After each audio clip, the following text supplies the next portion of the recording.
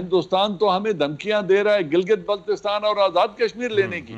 2016 میں 15 اگست کو نریندر مودی کھڑے ہو کر لال قلعے میں کہے کہ ہم گلگت اور بلتستان کے اندر سے لوگ میرے ساتھ رابطے میں ہیں۔ یہ بہت کم ہوا ہے، کبھی نہیں ہوا ہمارے درمیان۔ ہندوستان بہت ایکٹیو ہے، اس نے پیسہ خوب لگایا ہے چھوٹے ملکوں کے اوپر۔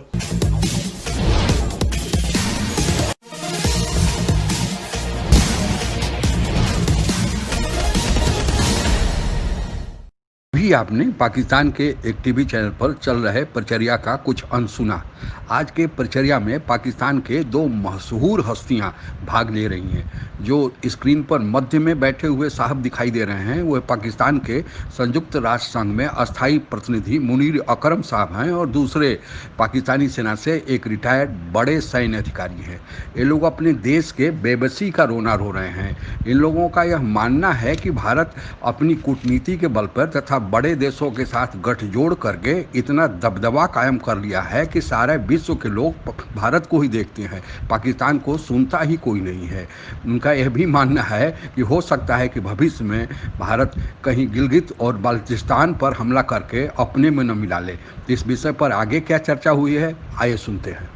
ایمبیسڈر منیر اکرم صاحب، کوئکلی بتائیے کہ بہت سارے سوالات اٹھتے ہیں کہ ڈپلومیٹک فرنٹ کے اوپر پاکستان کتنا مؤثر کردار ادا کر رہا ہے۔ آپ اس وقت یونائٹڈ نیشنز میں پاکستان کے مستقل مندوب کے طور پر ہیں، تو یہ بتائیے کہ گزشتہ برس نومبر سے آپ نے اپنی ذمہ داریاں سنبھالی، کتنا مؤثر کردار ہے پاکستان کا اس ساری صورتحال کو ہائی لائٹ کرنے میں، تاکہ ہمارے پاکستان میں بھی اور گلوبلی ویورز یہ جان سکیں کہ پاکستان نے اب تک اس مسئلے کو ہائی لائٹ کرنے میں، انڈیا کی جو دہشت گردی ہے پاکستان کے اندر اس کو ایکسپوز کرنے میں، Pakistan mission to the UN جو ہے وہ اس نے کتنی ایک کوششیں کی عالمی برادری کے ضمیر کو جھنجھوڑنے کے حوالے سے؟ ہندوستان کے خیر خواہ بیٹھے ہوئے ہیں سیکیورٹی کونسل میں، اور ان کے پاس ویٹو پاورز بھی ہیں، تو اس سے وہاں سے فیصلہ نکالنا باوجود وہ ویٹو پاور کے ایک مشکل کام ہے۔ پر جو سیکیورٹی کونسل میں جو نان پرماننٹ ممبرز ہیں، جو ہمارے دوست ہیں، ان کی اوپینین چینج کرنا وہ ضرور کی بھی ہے، اور وہاں سے ہمیں سپورٹ ملا ہے۔ پر وہ پھر کے آتے ہیں کہ جی آپ بائی لیٹرلی اس کو ریزالو کر لیں، انفورسمنٹ ہمارے پاس میکنزم نہیں ہے ہندوستان کو منوانے کے لیے، تو آپ بائی لیٹرلی بات کر لیں۔ تو اس طرح سے وہ ہٹ جاتے ہیں ایک کنفرنٹیشن ہندوستان سے لینے کے لیے۔ بیجی چلے اعجاز ایوان صاحب۔ تھینک یو ورما جی۔ دیکھیے، آپ نے پاکستان کے اندر کی بات کی، یہ مثال آپ کو بہت کم ملے گی کہ ملک کا پرائم منسٹر نریندر مودی، ان کا منسٹر راجناتھ اور نیشنل سیکیورٹی ایڈوائزر اجیت دووال اعلانیہ کہیں، میڈیا پہ کہیں، لال قلعے میں 2016 میں 15 اگست کو نریندر مودی کھڑے ہو کر قومی خطاب میں کہے کہ ہم گلگت اور بلتستان کے اندر سے لوگ میرے ساتھ رابطے میں ہیں۔ یہ بہت کم ہوا ہے، کبھی نہیں ہوا ہمارے درمیان۔ را کا ایک کرنل رینک کا آفیسر جس کو خود ہندوستان نے ایک فیک پاسپورٹ اور فیک آئیڈینٹی دے کر بھیجا، وہ پکڑا ہوا آج بھی ہماری جیلوں میں پڑا ہے۔ اتنی ایویڈنس کے باوجود پھر آپ نے چائنا کے کونسلیٹ کے اوپر حملے کی بات کی، یہ جو ہماری سٹاک ایکسچینج پہ حملہ ہوا، اس میں اب BLA کی چائنا سے کیا دشمنی ہے؟ کیا اس کو لنک کرنا اتنا مشکل ہے؟ اور ہمارے پاس شواہد موجود ہیں کہ اس میں NDS اور را دونوں انوالو ہیں، را اس کی ماسٹر مائنڈ ہے جی۔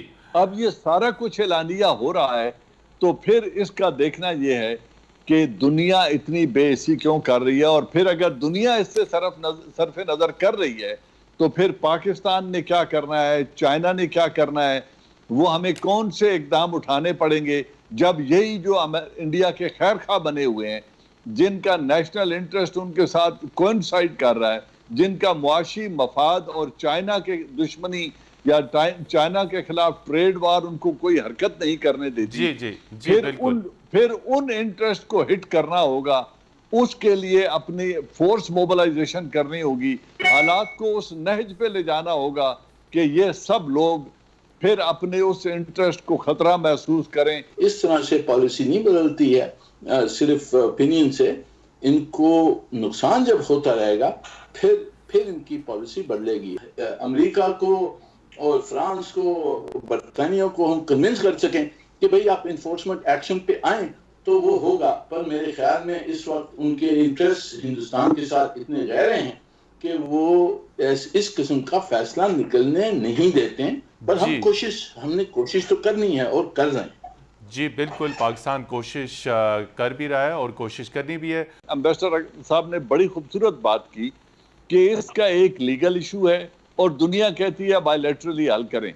भाई जो यूनाइटेड नेशन रेजोल्यूशंस को नहीं मानता और यूनिलैटरली एक स्टेटस को उसने तब्दील करके उन रेजोल्यूशंस को उठा के विंडो से बाहर फेंक दिया है, जिसने शिमला एग्रीमेंट को उठा के विंडो से यकसर बाहर फेंक दिया और ये कह दिया है कि कश्मीर को 1948 में यूएन में ले जाना ही नेहरू की गलती थी और हमने उस गलती को दुरुस्त कर दिया है।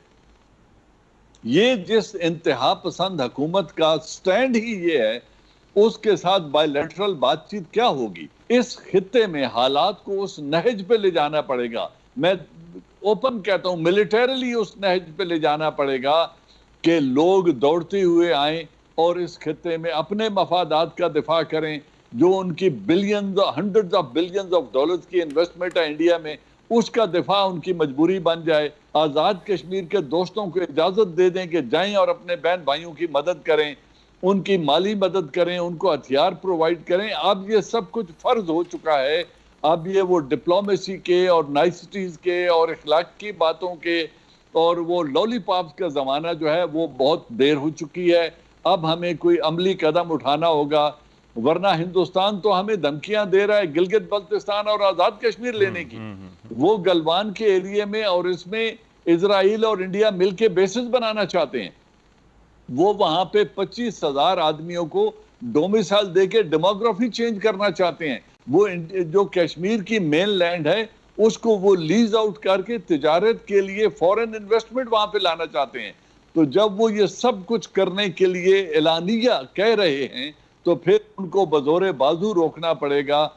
लेकिन जो मुल्क यूएन रेजोल्यूशन को ही ठुकरा रहा है, उसे पामाल कर रहा है, बिल्कुल इशू ही नहीं है, जिसने कॉन्स्टिट्यूएंट स्टेटस ही चेंज कर दिया है कश्मीर का, जिसने उसे अपनी यूनियन टेरिटरी में एब्जॉर्ब करने का ऐलान करके अपना नक्शा जारी कर दिया है, जिसने अपने आईन में अमेंडमेंट करके यूएन रेजोल्यूशन को नजरअंदाज कर दिया है, ऐसी गवर्नमेंट को आप कौन सी जबान से समझा सकते हैं? डिप्लोमेसी के साथ साथ लॉबिंग का बड़ा अहम किरदार है। अब आखिरी मिनट है, सिर्फ इसमें बताइए कि अपने वसी तर सफारती कैरियर को मद्देनजर रखते हुए कि वाशिंगटन और न्यूयॉर्क में जहाँ पे यूनाइटेड नेशंस है, दुनिया भर में आपने सर्व किया है, लॉबिंग में हमारी क्या ग्रे एरियाज हैं, क्या कमजोरी है जहाँ पे हमारे कोर इश्यूज? जी ये मैं बताता हूँ। ये देखिए, यूनाइटेड नेशंस में 193 मेंबर स्टेट्स यहाँ हैं जी, उसमें से हमारी जो सिफारत खाने हैं वो कोई 90 के करीब सिफारत खाने हैं। 100 से ज्यादा मुल्क हैं जहां हमारे सिफारत खाने हैं नहीं, और हमारी जो ताल्लुकात हैं वो सिर्फ यहाँ यूनाइटेड नेशन से होती हैं उनके साथ। हिंदुस्तान बहुत एक्टिव है, उसने पैसा खूब लगाया है छोटे मुल्कों के ऊपर, और ये हमारा चैलेंज है कि किस तरह से विदाउट द रिसोर्सेज जो होती हैं, डिप्लोमेसी में भी रिसोर्सेज की जरूरत है, लेन देन होती है, तो इसके बावजूद हम किस तरह से हमारा इन्फ्लुएंस बढ़ाएं। इजाजत दीजिए, खुदा हाफिज। अभी जो परिचर्या में आपने भारत की बढ़ती हुई आर्थिक ताकत, सफल कूटनीति तथा विश्व मंच पर बढ़ते हुए प्रभाव के बारे में सुना, और वह भी ऐसे लोगों के मुंह से सुना जो शायद ही भारत के बारे में अच्छा सुनते हैं। यह सभी चीज़ें देशवासियों के लिए गर्व की बात है। हाँ, यह बात अलग है कि इस देश में भी कुछ ऐसे चंद विभीषण हैं जो शायद अपने देश के बारे में गर्व न अनुभव करते हों। आज का भारत सक्षम भारत है, सबल भारत है और विश्व मंच पर प्रतिष्ठित भारत है। आप मेरे साथ जुड़ा रहना चाहते हैं तो कृपया मेरे इस चैनल को सब्सक्राइब करें तथा बेल आइकन भी दबा दें, ताकि जब भी कोई मेरे द्वारा नया वीडियो डाला जाए उसकी सूचना तुरंत आप तक पहुंच जाए। धन्यवाद। जय हिंद।